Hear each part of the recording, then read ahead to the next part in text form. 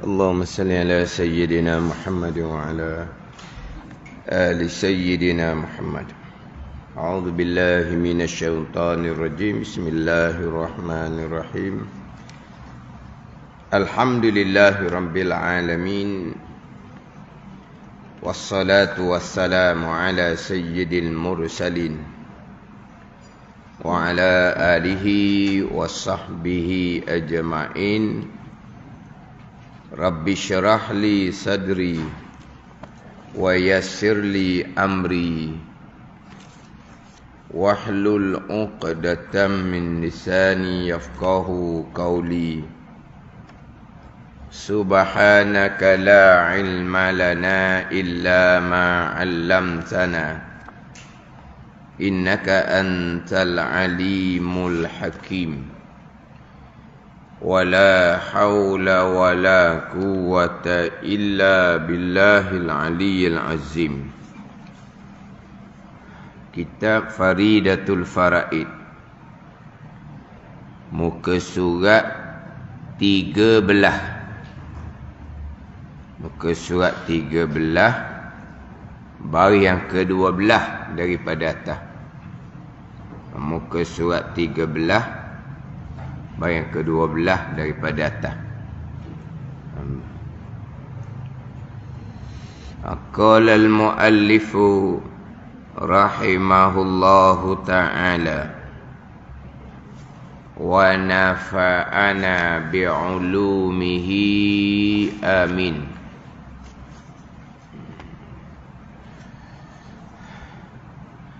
Pada zahir dan batin,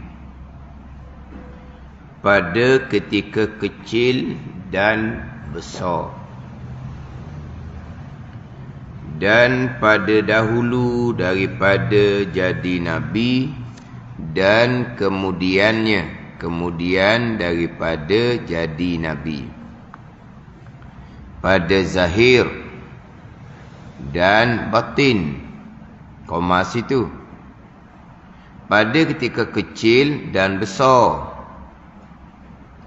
dan pada dahulu daripada jadi nabi, dan kemudian daripada jadi nabi. Pada zahir dan batin, ini takluk pada kata terpelihara. Terpelihara mereka itu segala rasul, terpelihara daripada mengerjakan segala barang yang ditegah, dan jika makruh dan khilaful aula sekalipun, terpelihara pada zahir dan batin. Terpelihara mereka itu segala rasul daripada mengerjakan segala barang yang ditegah. Terpelihara ni pada zahir dan batin. Terpelihara ni pada ketika kecil dan besar.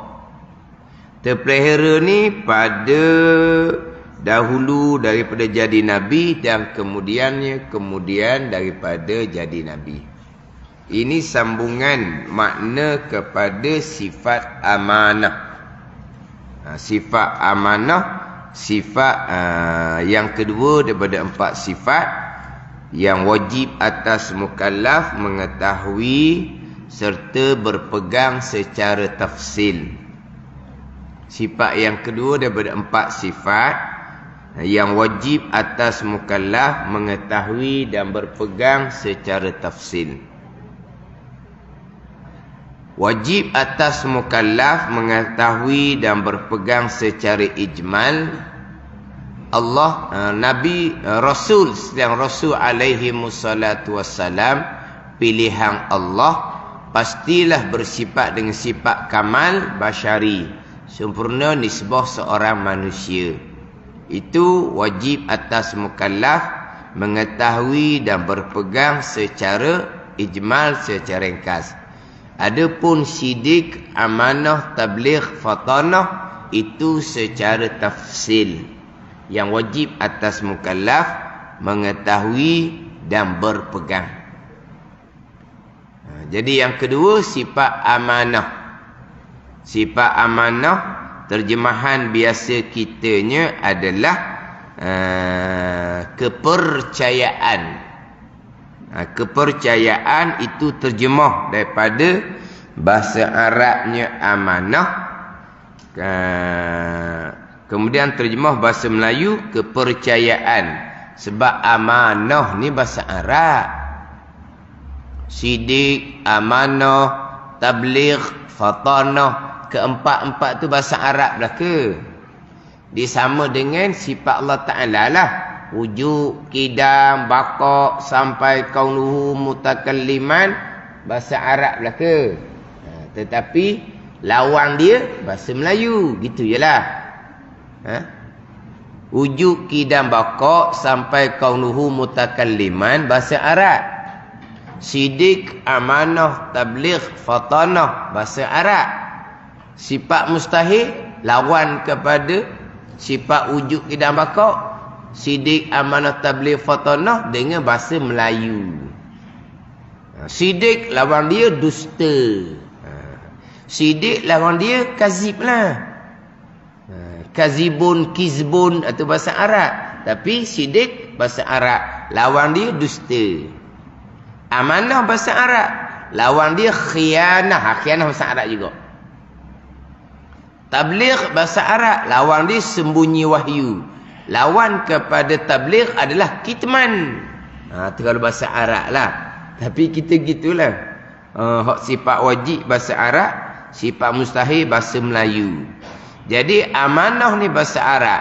Apa terjemahan Melayu dia? Kepercayaan. Apakah makna kepercayaan? Terpelihara mereka itu segala rasul daripada mengerjakan segala barang yang ditegah.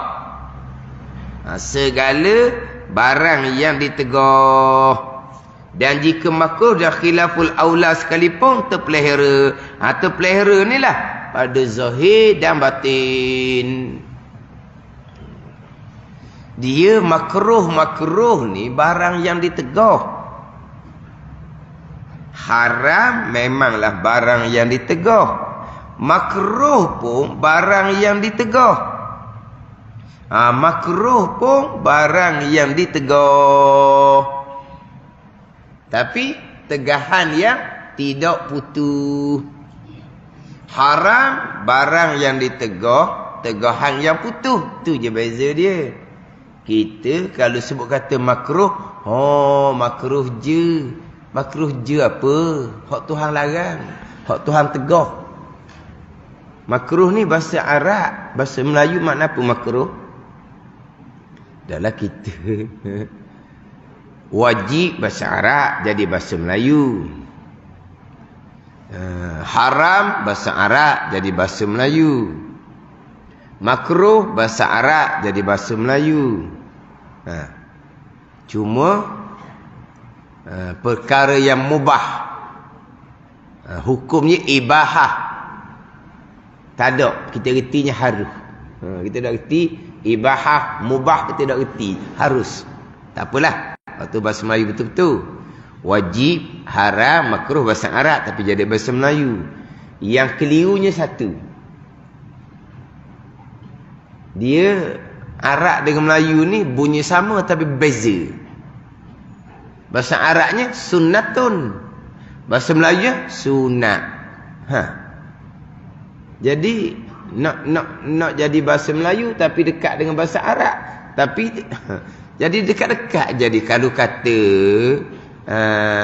ni kalau hak wajib tu dia sama Arab dengan Melayu. Kalau kata perkara yang ibahah, Melayu kata haruh. Tak apalah dia jauh sangat.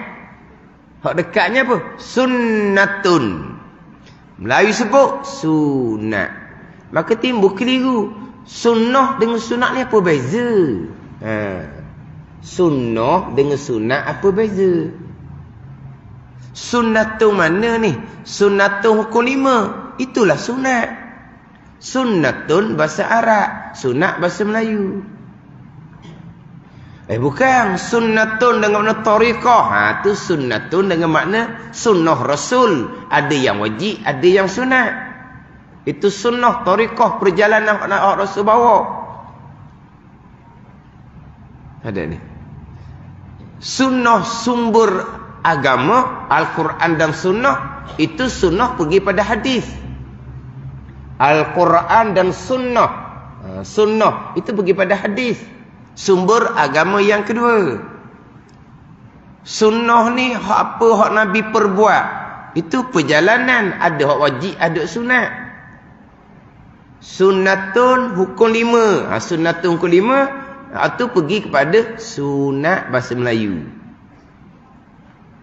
Wajibun, sunnatun, haramun, makruhun, mubahun.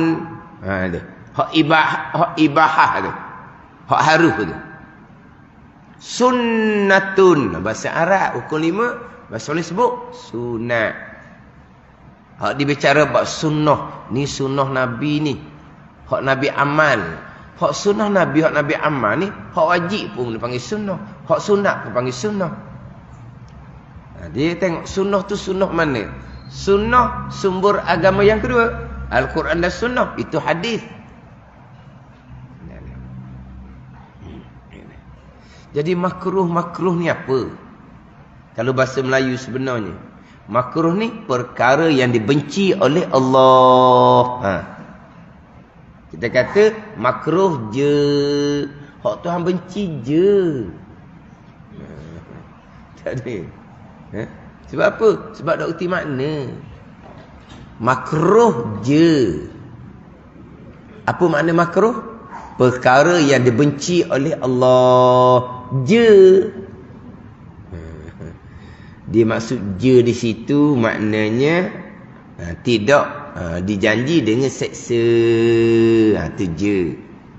Bukan meringankan perkara yang dibenci oleh Allah. Dah kata je tu sebab Allah tak janji seksa. Kalau hak haram ni perkara yang ditegah oleh Allah serta dijanji seksa jikalau mengerjakan. Makruh perkara yang dibenci oleh Allah tetapi tidak dijanji seksa apabila mengerjakan, tetapi dijanjikan pahala apabila meninggalkan. Jadi ginilah sama dengan sunat itulah. Kita kalau sebut kata sunat, sunat je. Sunat. Perintah Allah je-nya kat mana? Oh, sunat je. Sunat ni perintah Allah.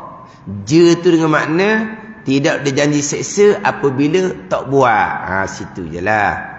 Di sunat ni perintah Allah, tapi perintah yang tidak putus. Tapi perintah Allah. Kalau tinggal, rugi sangat-sangat. Oh, sunat. Allah, saya tak tahu ruginya selama ni. Itu betul je cakapan. Oh, kita tak tahu. Mujur kok sunat je. Mujur mana apa ni? Tuhan tak janji seksa. Itu tubik je tu. Bukan meringankan suruhan Allah. Tadi kata je. Je dengan makna Tuhan tak janji seksa. Mujur jugalah. Sebab kita tak tahu perkara ni sunat. Tahunya kemudian. Mujur kok sunat je. Sebab apa? Sebab Tuhan tak janji seksa. Tapi rugi sangatlah. Dia sebenarnya penilaian seseorang ni sungguh kedok. Bukan pada perkara wajib, perkara haram. Perkara sunat, perkara makruh. Itu penilaian. Perkara wajib tu sudah ceritalah. Itu perintah yang putus. Perkara haram tu sudah ceritalah. Itu larangan yang putus. Nak tengok ni. Sungguh kedok taat. Tuhan suruh, tapi Tuhan pelonggar. Buat, boleh pahala. Tak buat, tak apalah, tak janji seksa. Jadi Tuhan suruh, tapi Tuhan peringan. Peringan dah nak tengok. Sungguh kedok. Di hak sunat penilaian, bukan di hak wajib. Allah dia hebat sungguhlah. Apa ni hebat? Sembahyang 5 waktu. Gitu. Nanti Ramadan. Oh, dia memang handalang sungguhlah. Puasa Ramadan. Gitu. Waktu wajib. Waktu tak ada. Kerana oh, dia bagus. Zakat bayar. Hak zakat tu wajib. Hak bagusnya apa? kuat di sembahyang sunat, kuat di puasa sunat, kuat di sedekah jariah. Ni apa penilaian? Hak zakat tu, hak tu wajib hak tu. Dah harta banyak bagus dia, alhamdulillah, dia jadi pemurah, kuat sedekah jariah. Hak tu. Pada ni. Tapi bila kita bicara bab perjalanan agama, dia lebih kepada penekanan yang sunat dan meninggalkan yang makruh, yang khilaful aula, perkara harus yang tidak ada faedah. Hak wajib tu zahir batin, hak tu tak ada tu tak bicara. Tetapi hak rajin buat sunat, hak wajib tak peduli, hak tu tak masuk apa? Tak masuk buk orang panggil. Tak masuk buku orang panggil, tak masuk dalam kiraan. Hak wajib tak pun nak peduli, belajar fardhu ain tak pun nak peduli. Sebut kata qada sembahyang, kepayahan. Belajar fardhu ain tak peduli, tapi bulan Ramadan penuh nak tarawih. Tu gitulah.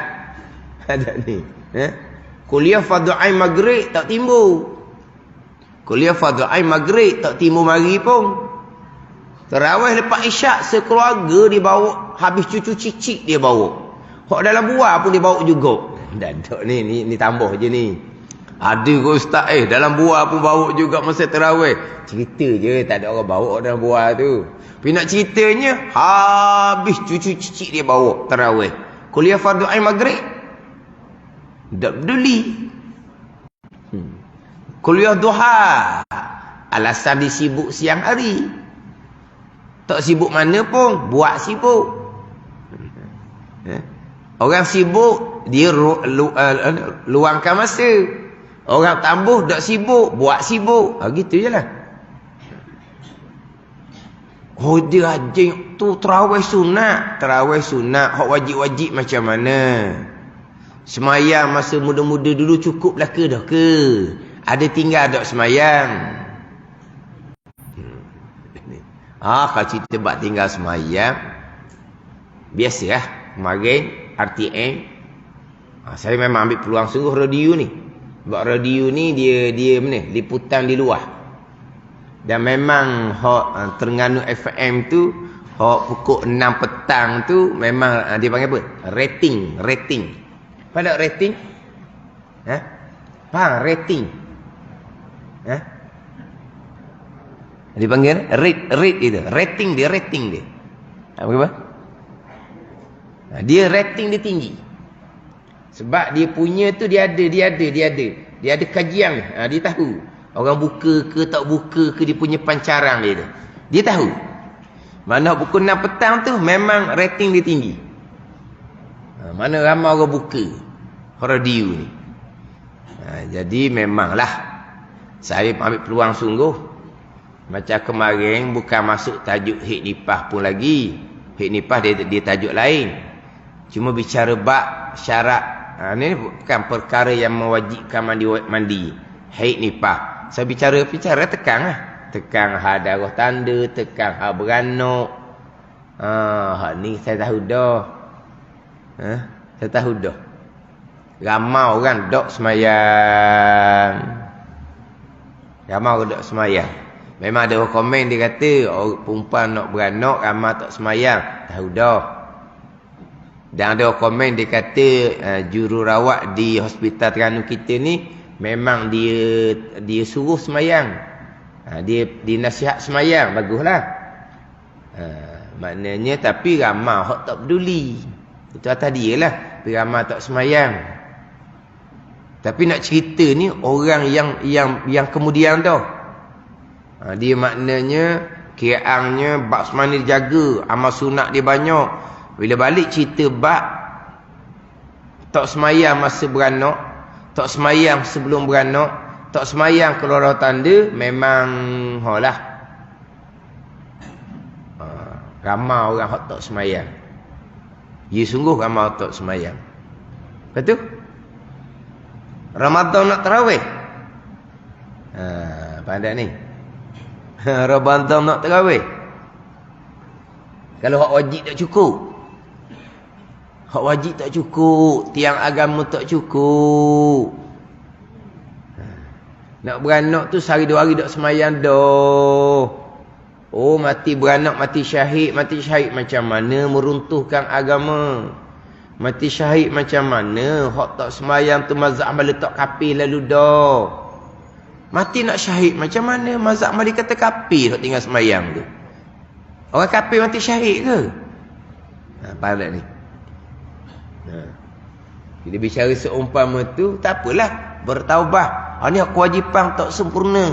Sebab apa? Fardu ain taharah tak belajar. Fardu ain taharah tak belajar. Itu taharah tu. Jahil bab fardu ain taharah. Kering darah nipah tunggu 40, tunggu 44. Oh tu sakit jiwa belaka. Mana apa? Hak wajib tak sempurna, nawak amal sunat. Sekarang ni fokus pada amal sunat, hak wajib cukup. Tapi fokusnya amal sunat. Sebab amal sunat lah yang menentukan darajah dalam syurga Allah Subhanahu wa ta'ala. Amal wajib ini lengkap, amal wajib zahir batin, selamat daripada neraka Jahannam. Ke syurga Allah Ta'ala. Syurga ada tujuh darajah. Darajah-darajah ni bergantung kepada amal-amal sunat. Ada ni. Jadi nak fokus pada amal sunat. Tapi amal wajib cukup. Tapi kalau semayang pun tak cukup. Sebab jahil fardu ain pekor. Lepas tu nak cerita amal sunat. Nak cerita tarawih. Nak cerita malam ni 10 Syakban. Ni dekat dah ni. Bila? Dekat dah macam Syakban. Dia mula hura. Hura lalu dah. Pok-pok sepu dia panggil. Pok-pok sepu. Ni payah belakang ni. Pok sepu ni pok tak mau belajar. Orang duk mengajar di majlis surau tu, bunyi speaker. Sekarang ni bukan zaman dulu ni. Mengajar senyap di majlis surau tak ada speaker. Learning speaker tu habis kapung dengar. Maknanya selama ni kuliah maghrib tak pernah nampak batang hidung. Malam sepu dia awal sekali siapa. Orang nak bagi belajar ni, nak pakai mana? Penuh dah depan. Penuh apa tu? Pok sepu.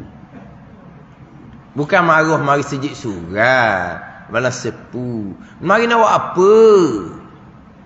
Kita nak baca Yasin. Rumah boleh baca. Rumah boleh baca. Baca rumah. Baca dengan anak beranak senang. Tak sudah gelabuk dengan orang lain. Baca dengan anak beranak. Siapa yang mengapalai? Ayah yang mengapalai. Baca Yasin kuat. Lepas tu mak pula baca Yasin kuat. Biar anak tekan turut. Kena? Ni orang apa ni? Tradisi orang panggil. Kita nak fokus pada amal sunat. Bulan Ramadan nak perbanyakkan amal sunat, kewajipan cukup. Lepas tu fokus pada amal sunat. Sebab apa? Suruhan Allah. Tapi suruhan yang ringan, boleh tinggal. Ni. Hak boleh tinggal ni lah. Kalau sungguh tak akan tinggal. Sebab tu bagi orang yang betul-betul buat amal ibadah, seolah-olah bagi dianya amal sunat tu wajib seolah-olahnya. Seolah-olah bagi dia amal sunat tu wajib. Bukan dia melampau pada agama. Tidak boleh melampau pada agama. Hak hukum sunat, kekal hukum sunat. Tapi dia sungguh seolah-olah hukum wajib. Hak hukum wajib sungguh, hak tu tak sangat doktornya. Ni penilaian dia. Pada amal sunat, penilaian dia, hak makruh tinggal kedok.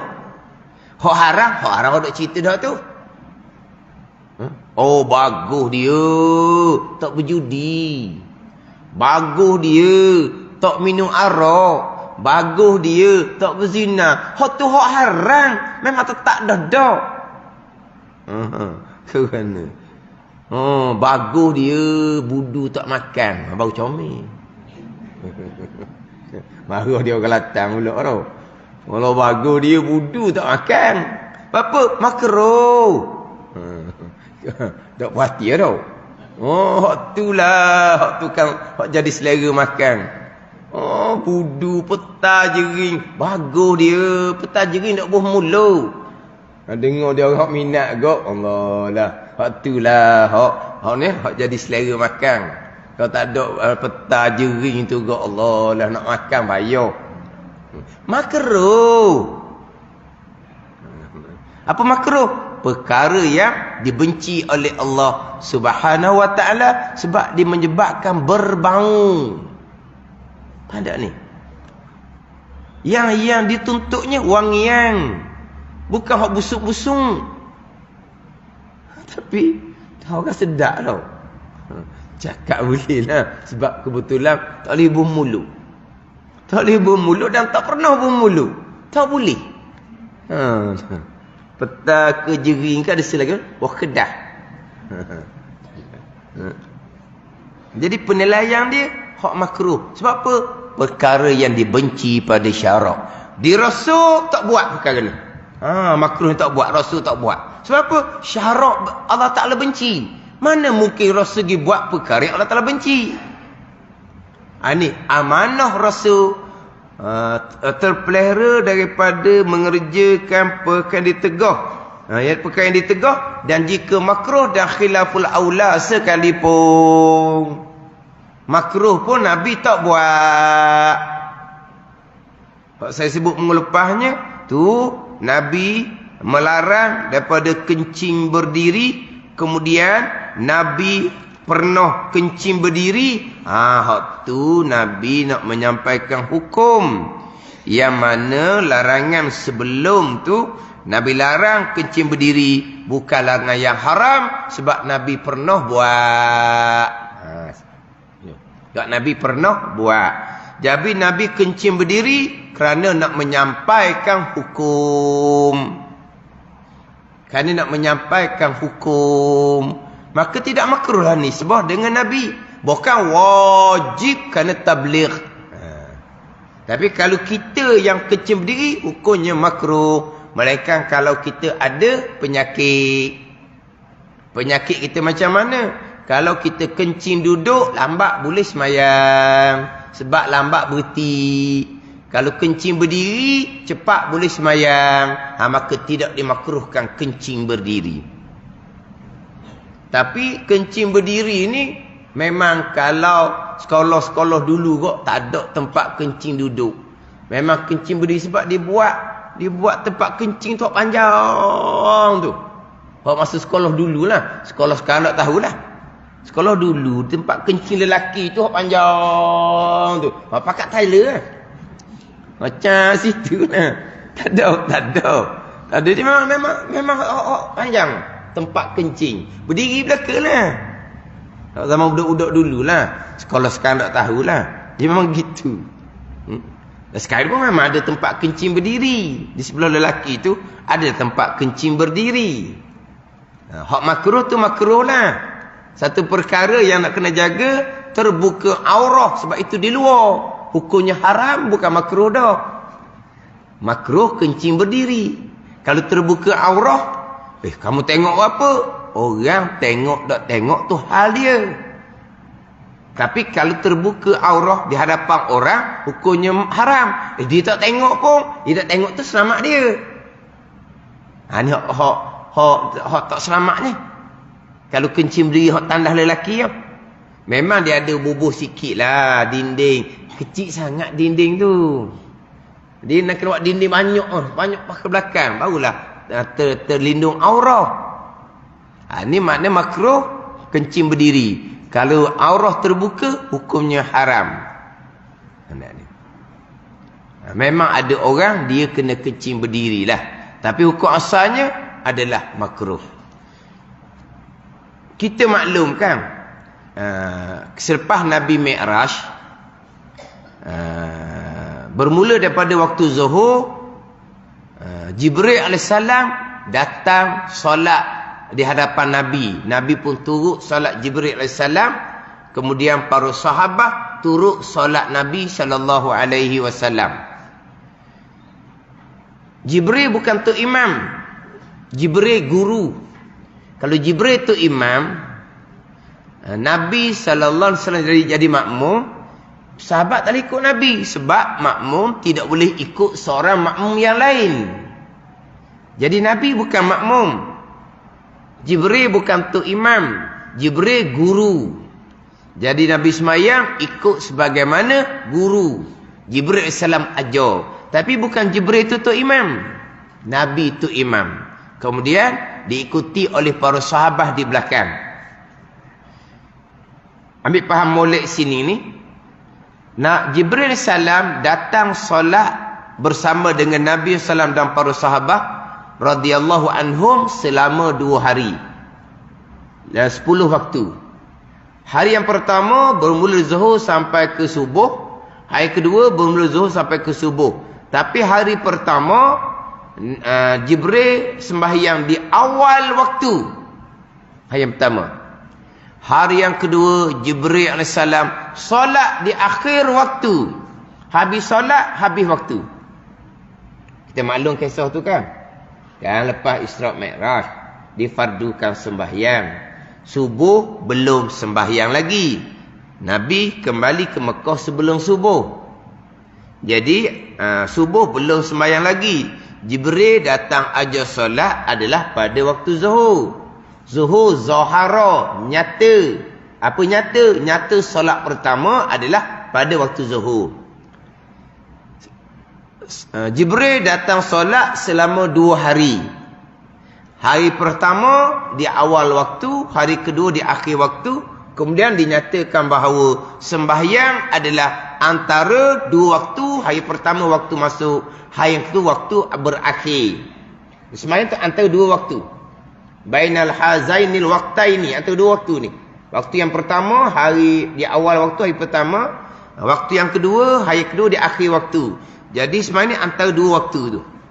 Tapi nak ceritanya di hari yang kedua Jibril AS datang ajar kepada Nabi SAW semayang di akhir waktu. Habis waktu beri salam. Selesai solat beri salam. Habis waktu. Kita balik pada hukum pekoh. Sembahyang seumpama tu beri salam habis waktu, hukum pekohnya macam mana? Hukum pekohnya macam mana? Selesai semayang, habis waktu. Semayang di waktu seumpama tu, hukum pekoh kata mana? Makruh. Hak haramnya sedang semayang, habis waktu. Itu waktu haram. Adapun sudah semayang, baru habis waktu, itu waktu makruh. Alright? Waktu makruh. Di hari yang kedua, semayang di waktu makruh. Tapi nisbah dengan Rasul, itu adalah wajib kerana nak menyampaikan hukum berkaitan dengan waktu sembahyang. Nak menyampaikan hukum. Maka wajib kepada Rasul menyampaikan hukum. Jadi hari kedua, Jibril AS ajar Nabi dan para sahabat semayang di akhir waktu. Sebab nak ajar waktu. Tapi semayang di waktu tersebut hukumnya makruh. Tapi bagi Rasul tidak makruh. Sebab nak menyampaikan hukum waktu berakhirnya bila. Gitu je. Dipanggil waktu makruh. Waktu haram ni maknanya tinggal 2 minit lagi. Asal tak semayang budak ni. Dia pergi main dulu. Dia pergi main dulu.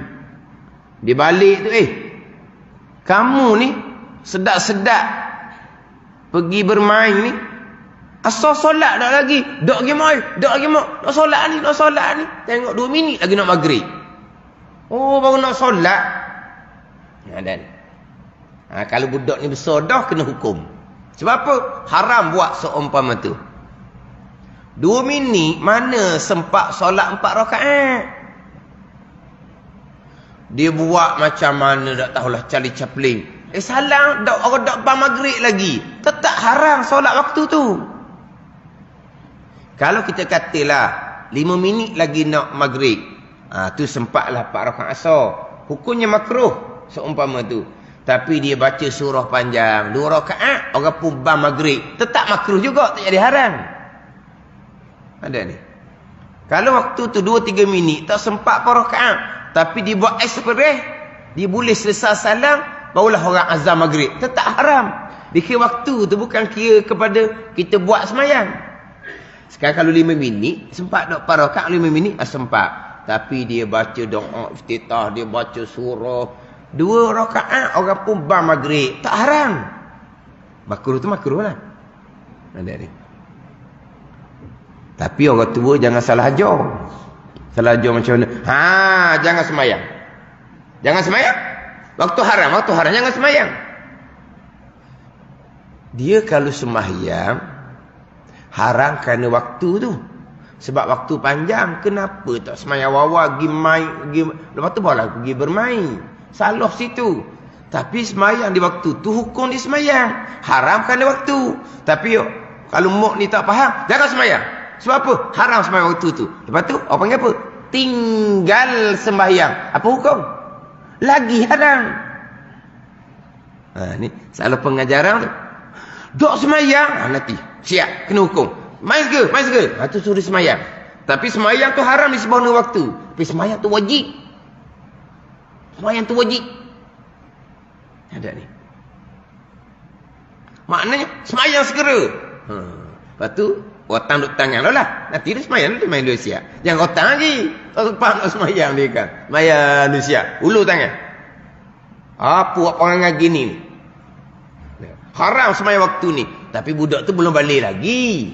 Tak haram di budak tu. Tapi perbuatan tu salah. Kalau dia balik berdosa. Tapi budak ni tak balik lah lagi dia kata. Akhirnya hukum lah. Sebab buat salah. Jangan pula. Jangan semayang. Nanti masuk maghrib baru semayang asar. Salah aja gitu. Dah utuh sangat. Cuma nak ceritanya. Hak waktu makruh ni. Makruh nisbah dengan kita, nisbah dengan Rasul. Tak makruh sebab nak menyampaikan hukum hari kedua tu lah, hari kedua. Selepas daripada peristiwa Isra' dan Mi'raj. Ada ni. Hak makruh, kekal hukum makruh. Jangan melampau dalam hukum agama. Hak tu kena balik hukum fiqh lah. Waktu fadilah waktu mana, waktu ikhtiar waktu mana, waktu jawaz waktu yang haru waktu mana, waktu yang makruh, waktu yang tahrim. Susun waktu tu. Tapi nak ceritanya hari yang kedua, Nabi solat adalah di waktu yang makruh. Sebab di akhir waktu. Tetapi nisbah dengan Rasul tidak ada. Terpelihara daripada melakukan perkara yang ditegah. Walaupun tegah tu hanya tegah makruh. Hak berlaku tu Nabi nak menyampaikan hukum. Bahkan di Nabi Rasul ni yang berlaku, yang kata bukan kata haram makruh, yang harus pun tidak berlaku di Rasul. Yang harus pun tidak berlaku. Makruh sama sekali tidak. Khilaful aula sama sekali tidak. Hak mubah pun sama sekali tidak berlaku. Yang berlaku di Rasul berkisar wajib sunat, wajib sunat. Kan makan tu perkara yang mubah, harus. Tidur tu perkara mubah, harus. Hukum asal. Tapi Nabi Rasul makan kerana nak mengajar kepada ummah macam mana cara makan. Nabi Rasul makan kerana nak jadi bertenaga, kerana nak menyampaikan agama, nak berdakwah, nak beribadah kepada Allah. Itu bukan makan haru. Itu makan sunnah. Tak ada di Rasul perkara haru. Rasul tidur haru. Rasul tidur kerana nak mengajar kepada ummah. Tidur. Jangan kata nak beribadah siapa nak tidur. Tidur. Nabi pun tidur. Nabi pun tunjuk cara tidur. Kemudian Nabi pula tidur nak sihat badan. Esok nak berdakwah lagi. Nak menyampaikan agama. Dan nak beramal agama. Maka tidur tu ibadah. Bukan perkara harus. Jadi di Rasul berkisar wajib sunat. Wajib sunat. Bukan kata haram makruh. Hak haruh pun tak berlaku di Rasul. Kalau kita betul-betul ikut sunnah Rasul, gitulah kehidupan kitanya. Wajib sunat, wajib sunat. Tak ada haruh. Tak ada ni. Makan kerana nak ibadat. Tidur nak sihat, esok nak ibadat. Makan untuk ibadah, tidur untuk ibadah. Sebab makan untuk apa? Tidur untuk apa? Tak ada ni. Makan tidur tu wasilah kepada beribadah. Tapi kalau tidur tu nak buat perkara salah, Nampak tidur molek tengah hari ni. Malam tu nak ibadat. Tak, malam nak pergi curi. Mata segar sikit. Tengah hari tidur dulu. Tidur tengah hari tu kau haram dah. Sebab apa? Sebab tidur tengah hari tu untuk kepada curi belah malam. Contoh. Kenapa tidur tengah hari? Nak pergi segar mata, boleh buat ibadat malam. Tidur tengah hari pun boleh pahala sunat. Tidur awal malam pun boleh pahala sunat. Tak ada perkara harum kalau kita ikut sunnah Nabi SAW. Jadi di Nabi ni hanya berkisah kepada perkara yang wajib, perkara yang sunat juga. Kemudian terpelihara ni pada zahir dan batin. Pada zahir dan pada batin. Mana batinnya? Terpelihara daripada takabur, terpelihara daripada ujub, terpelihara daripada hasad. Ni hak batin. Pada ni hak zahir terpelihara, hak batin pun terpelihara. Hak ni kena beringatlah sikit dengan kisah-kisah karuk puak-puak Yahudi. Dia menyatakan bahawa Nabi Daud AS ada hasad. Hak kisah berkahwin itulah. Hak berkahwin, hak dalam ayat Al-Quran tu, yang mana lahir daripada perkahwinan tu Nabi Sulaiman AS. Maka dikatakan Nabi Daud AS hasad dengki. Mustahil sama sekali. Yang mana tukang-tukang sejarah ni terkadang, haknya tukang-tukang sejarah hak karuk-karuk ni, dia nak cerita seolah-olah Rasul ni pun ada juga berlaku buat perkara jahat. Ada ni.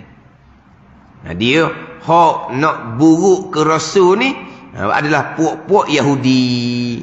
Sebab Yahudi dengan Rasul ni bukan setakat buruk, bahkan mereka sampai peringkat membunuh para Rasul. Hak Yahudi. Hak Nasara pula diangkat Rasul jadi Tuhan pula dah. Tu Nasara. Yahudi ni benci ke Rasul. Yahudi ni benci ke Rasul. Dia kata Rasul Nabi Daud ni dengki apa semua tu. Hak tu puak Yahudi. Puak Nasara, Nabi Isa AS diangkat menjadi Tuhan.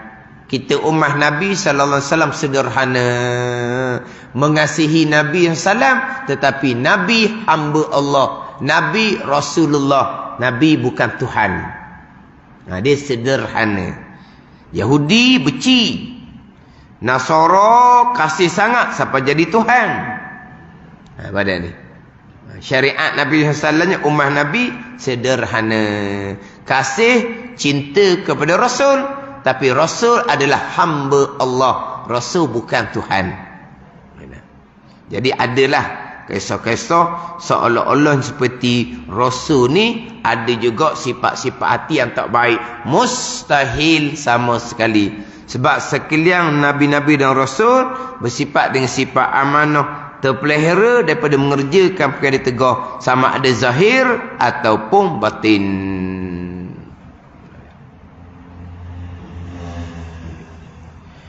Pada ketika kecil dan besar, dan pada dahulu jadi Nabi, dan kemudian daripada jadi Nabi. Pada masa kecil terpelihara, pada masa besar walaupun belum menjadi Rasul pun terpelihara. Contohnya Nabi SAW.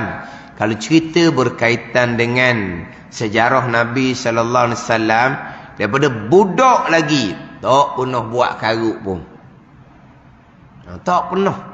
Masa bayi pun tak pernah buat karuk. Kan ada kan budak-budak kan hak jenis mana orang kata? Bokok. Tahu tak bokok? Bukan bongkok. Bongkok tu tulang belakang dia bongkok.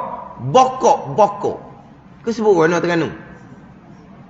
Bokok tu lah sesudah bekah dicubit. Kau panggil apa? Bukan bokok. Ya tau. Jangan buat senyap gitu. Angguk kau. Kita jadi keliru takut bukan. Bokok lah. Ada kan? Baik. Dodo ya. Tengok-tengok Allah kakak. Allah bokok mula. Tu bokok panggil. Ada pun tak puas hati ya. Tak lihat tu tak lihat tu. Dicubik dia kekeh. Bokok. Mana apa ni? Dia panggil benakal. Tak panggil nakal dah. Dia tak panggil jahat. Tak ada orang panggil budak jahat. Orang cakap budak jahat. Nakal tau. Tapi bokok tu mana apa bokok? Kena. Kena. Tu kena. Dok kena apa? Dok sebelum ni dok kata ke dia. Lepas tu tepis semua. Mentang-mentang lah dok baru dia tu tepis. Tepis. Akhirnya hak kecil ni lah musuh dia. Hak kecil ni lah. Hak tu dicubik dia kekoh.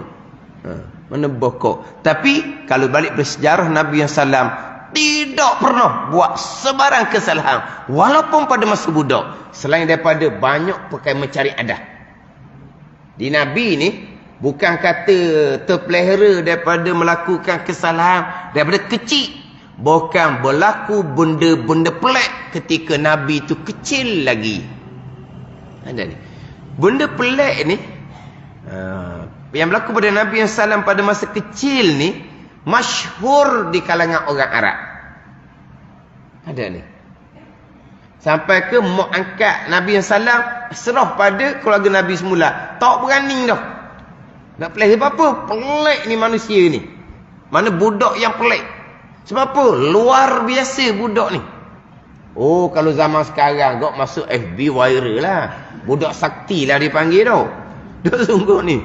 Kalau sekarang kau dia panggil budak sakti lah tau. Dah pelik berlaku Ada ni. Dia panggil apa tu? Irhas. Perkara yang mencari adah yang berlaku di Rasul tapi masa tu belum lagi menjadi Rasul. Dia tak panggil mukjizat, dia panggil irhas. Perkara yang mencari adah luar biasa berlaku pada Rasul tapi masa tu bukan Rasul lagi. Belum lagi dilantik menjadi Rasul, dia panggil irhas. Sebab itulah kalau kira adat kata kau, bila Nabi menyampaikan agama, adat kata tak ada seorang orang Mekah tolong. Dah kenal belaka dah. Kebaikan atas sudut cerita. Keturunan pada masa jahiliah, ayah Nabi lah lelaki yang paling baik. Ibu Nabi lah perempuan yang paling baik pada masa jahiliah. Ada ni. Sebut kata Abdullah orang kenal. Sebut kata Aminah orang kenal. Yang paling baik sekali, yang tidak melakukan perkara yang orang jahiliah buat. Orang jahiliah buat macam-macam kan, tapi Abdullah tidak melakukan. Bukan Abdullah saja, Abdul Muttalib pun masyhur lelaki yang baik. Yelah kadang-kadang kan orang ukit, sedap sangat dia cerita mak ayah dia dulu bukan orang baik sangat. Orang boleh ukit. Toki dia dulu tu buruan polis contohnya lah. Orang akan ukit. Ni tak ni nak ukit kat mana? Keturunan yang paling mulia. Bukan mulia dari segi akhlak, mulia dari segi kedudukan sendiri. Keluarga Nabi ni keluarga yang kedudukan yang bangsawan lah kita kata. Bukan saja akhlak, kedudukan. Ada orang akhlak baik tapi dia tak ada kedudukan dalam masyarakat. Ni kedudukan tinggi tapi akhlaknya buruk. Dia gitu. Ni dak ni. Menjadi ketua kabilah. Orang yang kedudukan yang tinggi, bangsawan, tapi akhlak sangat mulia. Lepas tu pula lahir Nabi SAW, masa Nabi kecil, masa Nabi meningkat usia, masyhur dengan benda-benda yang mencari adat. Adat kata apabila Nabi mengaku menjadi Rasul, seorang orang Mekah tak akan tinggal, ikut Nabi belaka. Patut Muhammad ni masa dulu berlaku benda pelik luar biasa, kena-kena Rasulullah. Adat kata. Adat ni hak Nabi pergi ke Syam, pergi balik diteduhi dengan awan, tak kena panah langsung. Orang tahu belaka. Orang tahu belaka. Dan kisah pun mula-mula Nabi Abu Talib diperintah dinasihatkan oleh orang alim Yahudi supaya balik mula ke Mekah. Orang masyhur belaka. Mana pun ni cerita ni orang ni. Mana? Abu Talib pun tahu dah cerita Nabi Muhammad ni macam mana. Mana adat kata kau tak ada seorang dok turut. Tiba-tiba Abu Talib sendiri pun tak turut. Pada ni. Taufik hidayah milik Allah. Tu jelah. Nabi sampai peringkat telanjang pun tak pernah. Sebab tu masa ni runtuh Kaabah kerana banjir tu kan. Apabila nak bina Kaabah tu, orang kafir Quraisy telanjang belaka. Sebab apa? Takut terpakai pakaian pada masa bina Kaabah dengan pakaian yang haram. Sebab orang kafir Mekah ni banyak menjadi rapah barang orang pun semua, dia takut terpakai baju yang haram ketika bina Kaabah, maka dia pun telanjang. Oh, telanjang boleh pula. Dak syariah terdahulu macam syariah Nabi Musa AS memang telanjang sesama lelaki syarak tidak melarang. Hak telanjang sesama lelaki, telanjang sesama perempuan diharamkan syariat Nabi SAW. Syariah terdahulu telanjang sesama jantina tidak diharamkan. Syariah Nabi sesama lelaki antara pusat dan lutut, sesama perempuan muslimah antara pusat dan lutut. Ada ni. Ni cerita tugu saya lah. Zaman dulu pergi Mekah. Dia kata orang Indonesia, dia kalau mandi telanjang sama dia. Bila orang tegur, dia kata super je, dia kata. Dia kata gitu. Ni bukan kata orang Indonesia ni, tapi tu saya sebut sama dulu. Orang Malaysia ada orang Indonesia. Dia kalau mandi telanjang sama jantina lah, tak capur. Tapi hukum syariah haram. Tu Mekah jangan buat kerja gitu. Ada orang nasihat dia kata supaya je, tak apa tak telanjang pun. Masalah syariat Nabi diharamkan. Syariat dahulu memang dibenarkan telanjang sesama jantina. Jadi masa bina Kaabah tu, puak kafir Quraisy buat keputusan kena telanjang belaka. Nabi pun diperintahkan supaya telanjang. Nabi nak telanjang, pengsang Nabi. Tak boleh nak telanjang. Maka Nabi seoranglah yang tidak bertelanjang pada masa bina Kaabah. Ni mulianya Nabi SAW. Al-Amin. Orang yang dipercayai.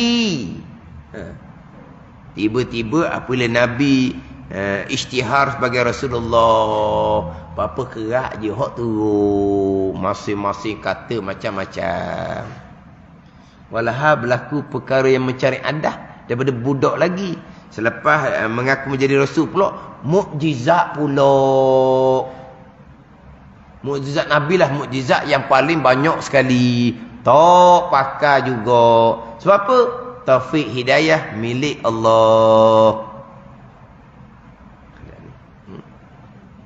Jadi masyhur Nabi dengan Al-Amin. Orang yang kepercayaan. Apa yang Nabi kata, orang akan percaya bulat-bulat. Tapi bila Nabi mengaku menjadi Rasulullah, dia tolak metah-metah. Sebab apa? Taufik hidayah milik Allah. Itu je lah.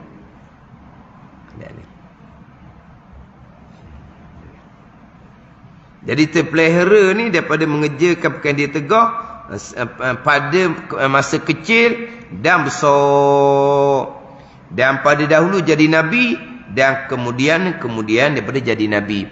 Kemudian jadi Nabi itu waktu ijma' ulama' lah. Lepas jadi Nabi Rasul, terpelihara daripada melakukan pada tegak itu ijma' ulama'. Yang timbul khilafnya sebelum dalam kitab kita ni pun terpelihara juga. Tapi satu pandangan, sebelum jadi Nabi Rasul harus berlaku perkara yang ditegur. Dosa-dosa kecil yang tidak menyebabkan jadi hina. Harus berlaku kesalahan. Yang nyatanya kesalahan Nabi Adam AS makan buah khuldi yang dilarang oleh Allah Subhanahu wa taala. Tapi masa tu Nabi Adam belum lagi dilantik menjadi Nabi. Maka berlaku perkara yang ditegah harus berlaku atas satu pandangan. Tapi dalam kitab kita ni tak dahulu dan pada dahulu jadi Nabi dan kemudiannya jadi Nabi. Makna terpelihara juga daripada melakukan perkara yang ditegah. Tu Nabi Adam makan wa khuldi nak letak mana pula? Kau tak mana tu? Hak tu berlaku sebelum Nabi Adam dilantik menjadi Nabi dan Rasul. Maka wajib kena takwil. Rupa seperti maksiyah tetapi bukan maksiyah. Kenapa? Kerana Nabi Adam AS tersalah ijtihad. Sebab Tuhan larang la taqraba hadhihi syajarah. Jangan kamu berdua hampiri ini pokok. Ini pokok. Tapi Nabi Adam AS makan pokok yang lain, hak jenis sama. Salah ijtihad maka tidak berdosa. Tapi kenapa Nabi Adam bertaubah? Sebab orang yang mulia. Walaupun tak salah tapi rupa tu rupa kurang molek. Maka Nabi Adam pun bertaubah. Tu. Atas pandangan kitab kita ni. Dan pada dahulu daripada jadi Nabi pun terpelihara. Dan Nabi Adam makan pokok khuldi tu, hak tu tak salah. Kerana salah ijtihad dipanggil. Hadhihi syajarah, ini pokok. Hadhihi dipanggil isim isyarah yang muayyanah. Ini pokok. Nabi Adam makan pokok lain. Faham tak ni? Macam ginilah. Ni hak pokok ni mu jangan ambil. Contohlah hak ni hak molek, jangan ambil. Mana pokok lain boleh ambil. Hak pokok ni jangan ambil, jangan panjat pokok ni. Pokok ni lah. Pokok hak kalau kita katalah rambutan. Hak rambutan lain boleh lah, hak ni je. Ada ni. Kalau kata semua hak mana ada rambutan dalam pagar ni, mu jaga panjat belaka. Baru je. Tiba dia kata, pokok rambutan ni mu jangan panjat. Pandai ni. Hak ini, hak lain tu boleh ke tak? Boleh lah. Hak ni hak dia nak tunggu anak cucu dia balik. Hak lain tak apalah. Dia faham gitulah tak. Jadi bila Tuhan larang, ini pokok. Nabi Adam salam makan pokok lain jenis yang sama. Kena-kena dilarang juga. Salah ijtihad, tidak berdosa. Tapi Nabi Adam bertaubah kerana hasanatul abrar, sayyiatul muqarrabin.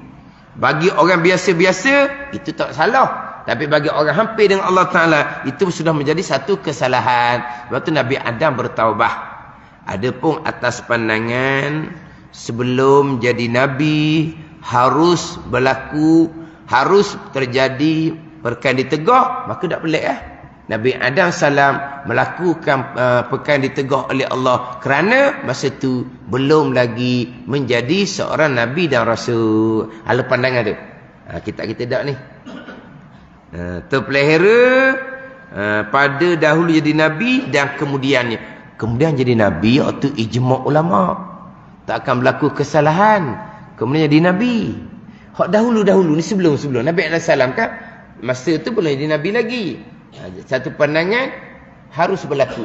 Contohnya Nabi Adam makan buah khuldi. Tapi dalam kitab kita tak ni. Waktu macam mana tu Nabi Adam makan khuldi? Wajib kena takwil. Ini atas dua pandangan lah. Khilaf di kalangan ulama.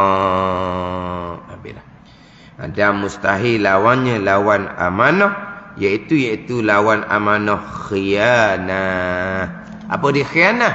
Mengerjakan perkara yang ditegah. Tengok perkara haram, khianah. Dengar perkara haram, khianah. Mengumpat, khianah. Orang mengumpat, Allah kamu ni khianat sungguhlah. Apa khianat? Kita khianatnya apa? Sihir. Kena khianat dah, kena khianah, kena khianat. Ke lain? Khianah dengan khianat lain. Khianat, kenayak. Ada sungguh ni. Khianah, kenayak, khianat. Allah dia mengkhianat barang. Bukan khianat barang. Kita macam mana barang molek. Dia wak punah. Orang apa? Allah sayang ke benda. Khianat mu. Kan? Kena cakap gitu. Apa beza khianat dengan kenanya? Sama je tau. Tapi sebut tak khianat? Sebut tau. Kenanya? Sebut. Khianat tau.